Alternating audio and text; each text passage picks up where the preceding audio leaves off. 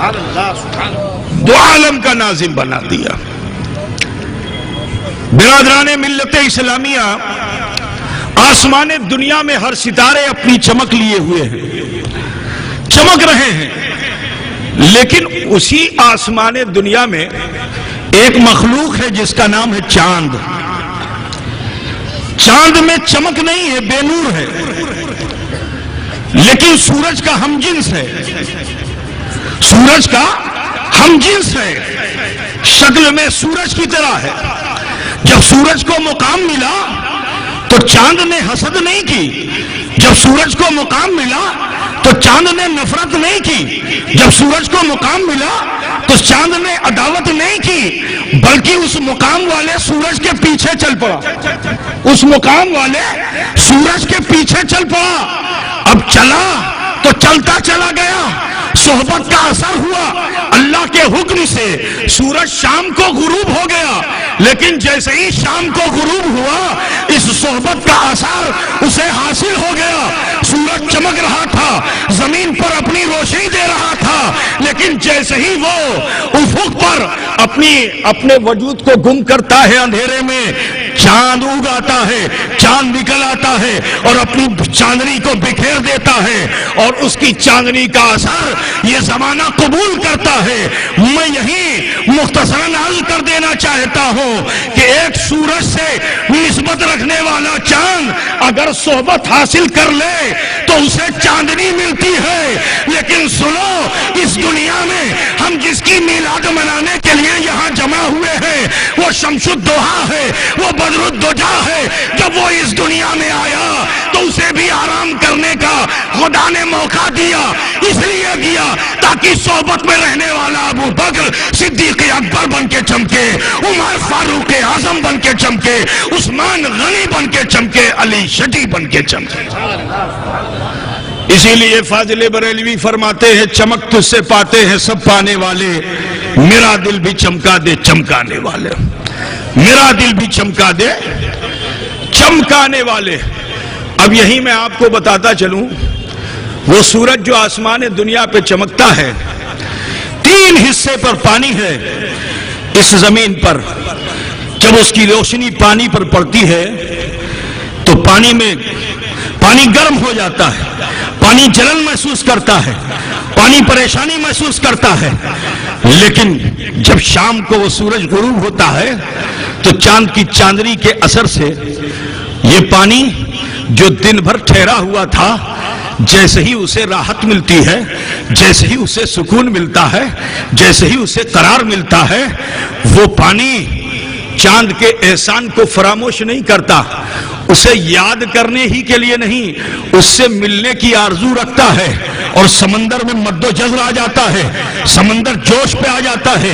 یہ سمندر جوش پہ آتا ہے 50 فٹ اوپر، 100 فٹ اوپر، 200 فٹ اوپر، جہاں تک اس کی طاقت ہے اپنی طاقت کے ساتھ ملنے کی آرزو سے بلندی حاصل کرتا ہے، لیکن پھر سمندر میں مل جاتا ہے، مگر اس عمل کے اثر سے لطیف پانی اور لطیف ہو جاتا ہے، لطیف پانی اور لطیف ہو جاتا ہے۔ لطافت کا اثر ایسا ہوتا ہے کہ یہ آبخرات کی صورت میں، گیس کی صورت میں یہ اوپر اٹھتا ہے۔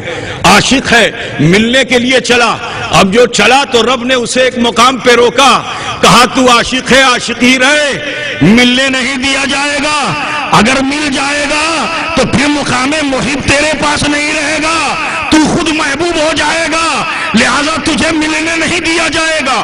روکا گیا، بادل بن گیا۔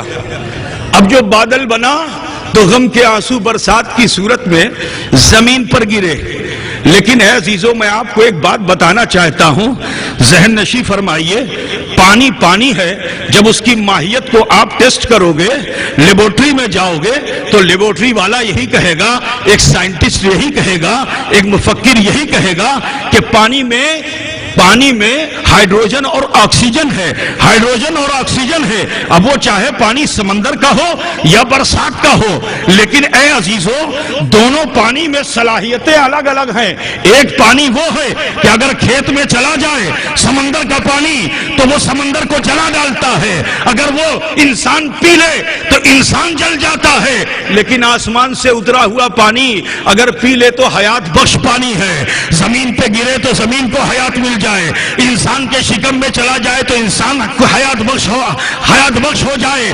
برادران ملت اسلامیہ، تو مجھے کہہ لینے دو، آج اس زمانے میں کچھ لوگ مولود مصطفیٰ صلی اللہ علیہ وسلم اور تعظیم مصطفیٰ صلی اللہ علیہ وسلم کے معترض ہیں. میں ان سے کہنا چاہتا ہوں کہ جب دو پانی ایک ہی مقام سے نکلا ہوا ہے، وہ برسات کا پانی جس نے بلندیاں طے کر لی، جس نے عروج طے کر لیا، آسمان سے زمین کی طرف آیا. جب زمین کی طرف آیا تو مزاج بدلا ہوا ہے، ماہیت بدلی ہوئی ہے. کل تک جلانے کی صلاحیت تھی لیکن ملنے کی تمنا رکھ لی ہے تو جلانے کی صلاحیت ہے، جلانے کی صلاحیت ہے. برادران اسلام، تو کہنا یہ چاہتا ہوں کہ جب دو پانی ایک جیسے نہیں ہو سکتے تو بشر اور خیر بشر ایک جیسے کیسے ہو سکتے ہیں؟ بشر اور خیر بشر ایک جیسے کیسے ہو سکتے ہیں؟ اب سنو، جب یہ پانی بادل بنا، بادل سے برسات ہوئی، زمینیں ہری بھری ہو گئیں، لیکن وہاں بھی عشق نے کہا نہ، ہماری پرواز اس سے بھی آگے ہے، اس سے بھی آگے ہے. اس مقام پر بھی کچھ پانی نے کوشش کیا کہ ہمیں چاند سے ملنا ہے، ہمیں اپنے محبوب سے ملنا ہے، لیکن اسے بھی روکا گیا. اب جب روکا گیا تو شبنم کی صورت اختیار کر گیا. وہ قطرے قطرے رات کے اندھیرے میں زمین پر ٹپکنے لگا. اب یہی قطرہ اگر میدان میں گرتا ہے تو اللہ کی مخلوق گائے اسے اپنے منہ کے ذریعے شکم میں محفوظ کر لیتی ہے. لیکن سنو، جب اسے انسان اس کا حشر کرتا ہے، اس کے سینے کو چیرتا ہے تو وہاں سے بے مقدار پانی نہیں نکلتا، با مقدار گائے لوچن نکلتا ہے. یہی پانی شبنم کا اگر بانس کے جنگل میں چلا جائے، بانس اپنے منہ کو کھول کر بنس لوچن بناتا ہے. یہی پانی اگر جنگل میں گرے تو ہاتھی اسے سونڈ میں لے کر اپنے ماتھے میں جمع کر لیتا ہے. جب اس کا حشر کیا جاتا ہے تو وہاں سے بے مقدار پانی نہیں نکلتا ہے بلکہ گجمتا نکلتا ہے. مگر یہی پانی 3 حصے سمندر پہ بھی آتا ہے، گرنا چاہتا ہے تو وہاں اللہ کی مخلوق سیپ ہے جو سمندر کی تہ میں ہے، رات کے اندھیرے میں نکلتی ہے اور نکل کر کے سمندر کی لہروں سے مقابلہ وہ سیپ کرتی ہے. اس لیے کرتی ہے کیونکہ شبنم کے قطروں کو وہ ملنے دینا نہیں چاہتی ہے، کیونکہ اس نے سمندر کا مزاج چھوڑا، سمندر کی تہذیب چھوڑی، عشق اپنے سینے میں پیدا کر لیا. تو کہا جو عاشق ہے اسے مٹنے نہیں دیا جائے گا، جو چاہنے والا ہے اسے مرنے نہیں دیا جائے گا. سیپ نے اسے اپنے منہ میں رکھ لیا، سمندر سے مقابلہ کیا اور پھر تہ میں چلا گیا، وہاں پڑا رہا. لیکن اللہ کی مخلوق انسان جس کو اللہ نے نائب بنایا ہے، اس سیپ کا بھی حشر کرنے کے لیے غوطہ خور پہنچتا ہے اور اسے نکال کر باہر لاتا ہے. انسان اپنے محشر میں اس کا حشر کرتا ہے. جب اس کے دامن کو کھولا جاتا ہے تو وہاں بے مقدار پانی نہیں ملتا ہے بلکہ انمول موتی ملتا ہے. اب یہی بتانا چاہتا ہوں اے مسلمانوں، آج یہ عرص اشرف العلماء بھی ہے تو سنو، کچھوچے سے چل کر بمبئی کا سفر کرنے والا اشرف العلماء انسانوں کے اس سمندر سے نکل کر تمہیں بچانے کے لیے عروس البلاد میں آیا. کہا چلو عروس البلاد میں اور ان عاشقوں کو اپنے دامن میں سمیٹ لو، کیونکہ اشرف العلماء کا محشر حشر خدا کرے گا، اور جب حشر کرے گا تو اشرف العلماء کا بھی دامن کھولا جائے گا، اور جب ان کا دامن کھولا جائے گا تو سنو، تم وہاں بے مقدار نہیں دکھائی دو گے بلکہ انمول موتی دکھائی دو. والشمس تجری لمستقر لها، اور سورج اپنے مستقر پر تیر رہا ہے.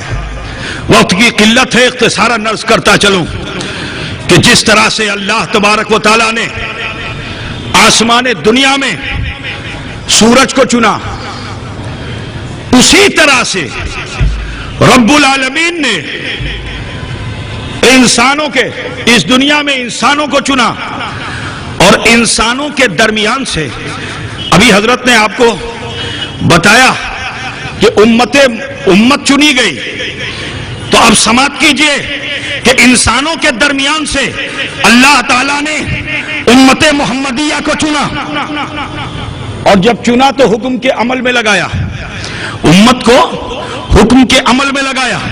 رب العالمین ارشاد فرماتا ہے کنتم خیر امت اخرجت للناس تأمرون بالمعروف وتنہون عن المنکر، تم بہترین امت ہو، تمہیں انسانوں کے درمیان سے مستخرج کیا گیا ہے، نکالا گیا ہے، تمہیں انسانوں کے بیچ سے نکالا گیا ہے۔ پتہ کیا چلا؟ عام انسان اور امت محمدیہ ایک جیسے نہیں ہو سکتے، ایک جیسے نہیں ہو سکتے۔ تو جب امت کے مقام کا یہ عالم ہے تو امت کے سردار کے مقام کا عالم کیا ہوگا، امت کے آقا کا عالم کیا ہوگا؟ برادران اسلام سماعت کیجئے، اللہ تعالیٰ تمہاری طبیعت کا ذکر نہیں کرتا، کہا جو امت رسول ہے وہ طبیعت پہ نہیں چلتا، مصطفیٰ کی دی ہوئی شریعت پہ چلتا ہے، مصطفیٰ کی دی ہوئی شریعت پہ چلتا ہے۔ کنتم خیر امت اخرجت للناس تأمرون بالمعروف وتنہون عن المنکر، امر بالمعروف اور نہی عن المنکر کی دعوت لیتا بھی ہے اور دیتا بھی ہے۔ بات سمجھ رہے ہیں نا؟ دعوت دیتا ہے۔ امت محمدیہ طبیعت پہ نہیں جیتی، جو مصطفیٰ کی امت ہے وہ مصطفیٰ کی شریعت پہ جیتی ہے۔ تأمرون بالمعروف وتنہون عن المنکر، جب اس امت نے دامن مصطفیٰ کو تھام کر کلمہ لا الہ الا اللہ محمد الرسول اللہ پڑھ لیا تو رب العالمین نے امت محمدیہ پر بھی حکم کا عمل لگایا۔ وہ حکم کا عمل کیا ہے؟ آسمان دنیا میں وہ سورج 12 برجوں سے گزرتا ہے، اللہ تبارک و تعالیٰ نے امت محمدیہ کو 5 برجوں سے گزرنے کا حکم دیا۔ یہ 5 برج ہیں کیا؟ فجر کا برج، ظہر کا برج، عصر کا برج، مغرب کا برج، عشاء کا برج۔ جب یہ امت ان برجوں سے گزرنے لگتی ہے، عام انسان ہوتے ہیں لیکن ان کا پاور بڑھنے لگتا ہے، ان کی شکتی بڑھنے لگتی ہے، ان کی قوت بڑھنے لگتی ہے، اور جب قوت بڑھنے لگتی ہے، جب طاقت بڑھنے لگتی ہے تو اللہ تعالیٰ ان میں سے بھی کسی کو چنتا ہے، پھر ان میں سے بھی اللہ کسی کو چنتا ہے۔ امت ان پاور والوں میں جب چمک پیدا ہو گئی تو ان چمکنے والوں میں سے بھی جس میں سورج جیسی صلاحیت ہے اسے چن لیتا ہے، جس میں سورج جیسی صلاحیت ہے اس کو چن لیتا ہے۔ میں عرض یہ کرنا چاہتا ہوں کہ اللہ تبارک و تعالیٰ نے فرما دیا کنتم خیر امت اخرجت للناس تأمرون بالمعروف وتنہون عن المنکر، جب امت اس پر عمل کرنے لگی تو پھر قرآن پاک میں رب العالمین ارشاد فرما رہا ہے کہ محمد الرسول اللہ والذین معه اشداء علی الکفار رحماء بینہم تراہم رکعا سجدا یبتغون فضلا من اللہ ورضوانا سیماہم فی وجوہہم من اثر السجود۔ اس کا ترجمہ آسانی سے سماعت فرما لیجئے، سنیں گے بھائی آپ لوگ؟ سنیں گے؟ محمد صلی اللہ علیہ وسلم اور ان کے ماننے چاہنے والے کافروں